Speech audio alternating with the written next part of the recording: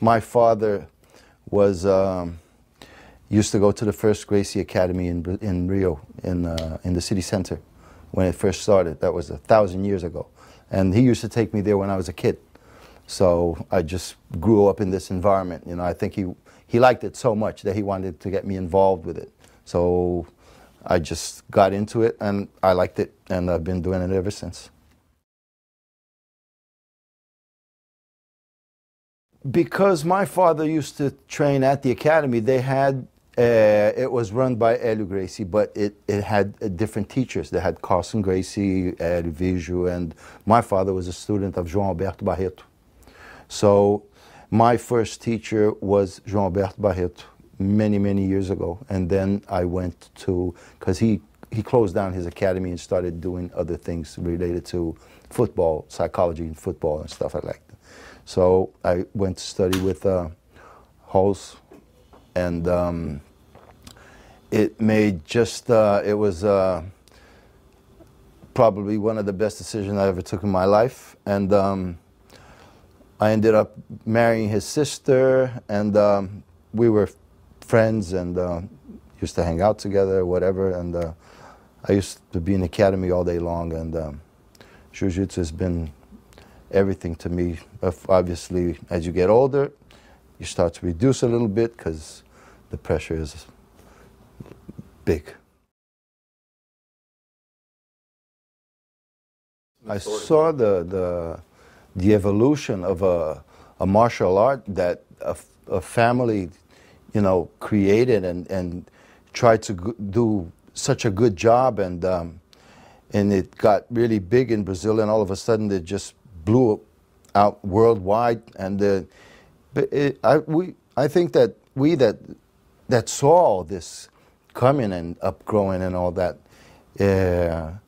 we feel very proud of it, you know, because it's a very healthy lifestyle, you know, because if you want to train, if you're doing this martial art, whatever, even if it's not on a very strong effort to compete and all that, you need to lead a healthier life because you're exercising, and because you're exercising, you tend to eat better. Because you're eating better, your life becomes better, and your whole environment is better because everything is nicer or whatever.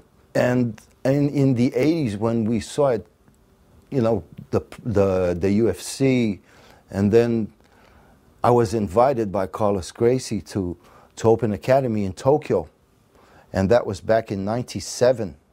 I was probably one of the first Brazilians to teach the Jiu-Jitsu back to the Japanese. So I was interviewed by magazines, by television and all that, and they were asking me this question: "No, how do you feel coming here and now teaching us back what we taught you?" And said, "Well, it's very comforting, you know, being able to be part of this.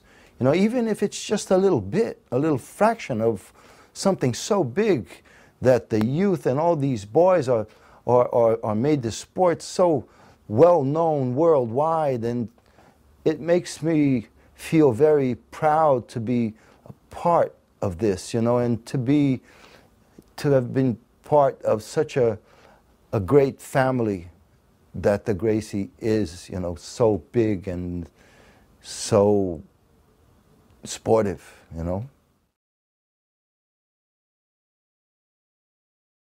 Well, basically, that it started in Tokyo, so I stayed there for all that time. And Japan is a very difficult country to get a work permit and all that. You need such, and at that same time, I had a student that said, "Oh, you have to go to England. There's nobody there.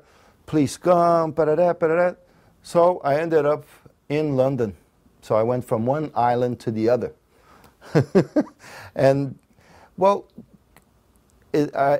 my experience in England was that initially, I arrived there in '98, and when you go to a country and you're trying to teach something that it's completely new to them, it's very, very difficult, because even though they've seen those things, because there's a very big difference in the UFC and the Jiu-Jitsu itself. UFC, pride, mixed martial arts is one thing. Jiu-Jitsu is another. So if you have your gi, you walk into the academy and you want to teach Jiu-Jitsu, and some guy that's a bouncer or whatever comes in with a ripped T-shirt and said, I want to spar, it doesn't work. It's not like that at all. You know, it said, you to be able to be a part of a mixed martial arts, that's what the name is, mixed martial arts. So you end up learning a whole bunch of things to be able to get there. Jiu-Jitsu is a very big tool in all of this.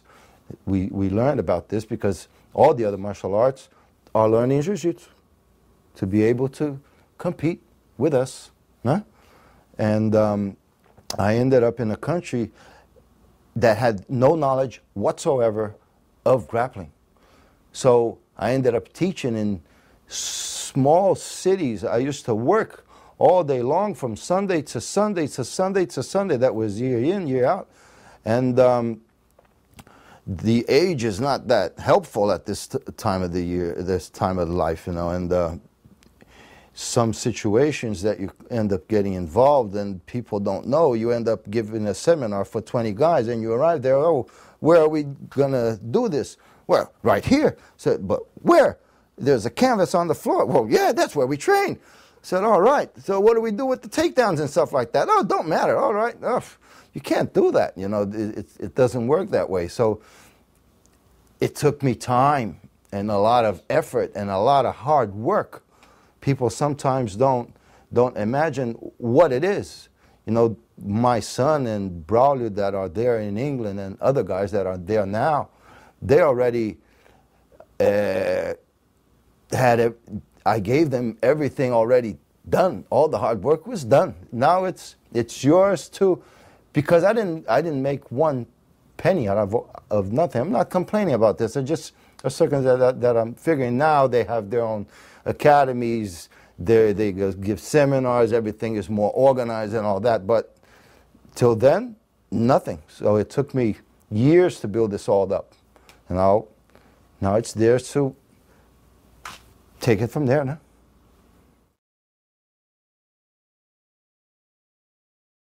Well, we had a very comfortable and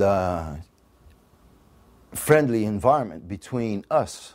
And it was a lot of hard training. I used to train like twice a day, and even when it was Saturday, Sunday, or holiday, we used to go up to Teresópolis or Petrópolis, where Hélio's house is, with Halls, to do the same thing that we did all week.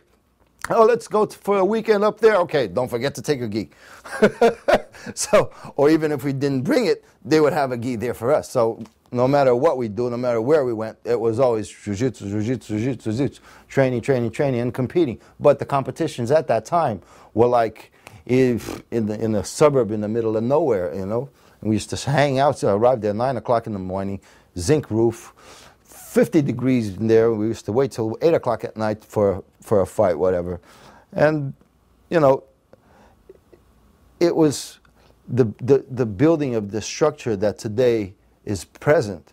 Nah? And it was so nice. And I got involved a lot with Halls, and he made me what I was at the time. You know, I used to be a pretty good player, and I used to compete plenty. I have loads of gold medals, and it was such a good time for all of us, you know, for all of us.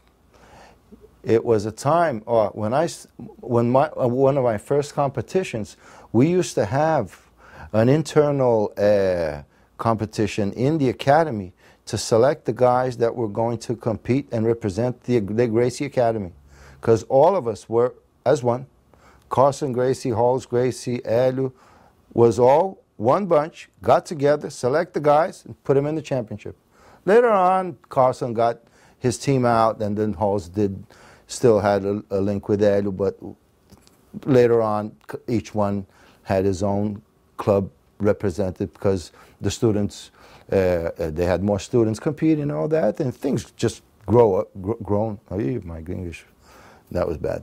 But anyway, it was very interesting to have that all in my head and in my heart. Roger was, when he was still a blue belt, like 16 years old, I used to take him to England with me, and he used to help me with the classes and all that. So very early, 16, 17, 18 years old, he was already not taking classes, but we were there together, and he was helping me in the academy and giving classes, and I think that a fighter will be always complete after he starts teaching. Why? I can do a position exactly like you can do. We can do the same thing. But because I've been doing it for 1,000 times, I can pick up a little mistake in that situation where sometimes you might not see it. So what happens with the teacher? You teach that same thing over and over and over and over and again, and you see the students doing it, and that's how you start picking up things. Oh, should have done that, should have done this, that little detail here, that little detail, and these little things that starts building our fighting character. So I think all of this must have helped Roger a lot in his knowledge. Obviously, he had excellent teachers, and Gracie Barra School, as everybody knows, is one of the greatest in Rio, and now spread it all over the world with representatives all over. And but the teaching, I think, helped him a lot. He was there, and later on, he ended up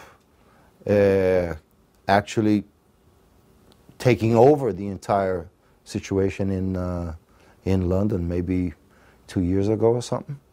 And the only thing that sometimes this enables him to train more, because he teaches he gets in the academy 11, 12 o'clock in the morning and stays there till 10 at night. So there's not much time left for anything else. So you got to be in between this lessons and all this, go here, train a little bit of judo, do some weightlifting or running, cardio, whatever, to build up the fighter that he is now. That makes all of us very proud, not only me, I think all of us. Maybe if we can tie both of his hands and his feet, I can stand a little bit of chance, but no way.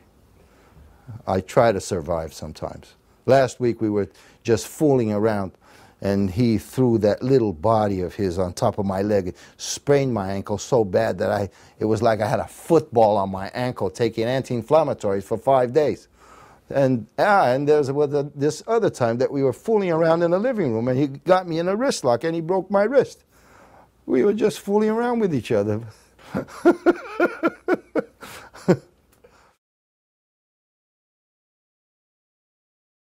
The academy is really, really nice, and it's really, I think it was about time that the Gracie Barra established himself here in the United States, because basically all this job that Carlos Gracie has been doing over all these years with all these championships, maybe some people don't value this much, but if you look into it and you look back, you see how long and how many hours and days and years and time effort has been put up with all of this that has been built. Because without these championships, the fighters would never be known. And if they were known, who would know what jiu-jitsu is? No?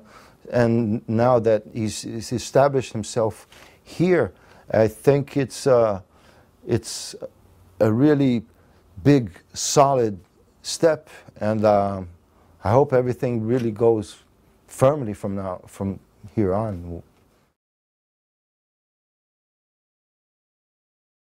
One of the first competitions I'll be able to watch, you know, Rolles, Igor, Roger, Gregor, Cairon, all of them competing in one event.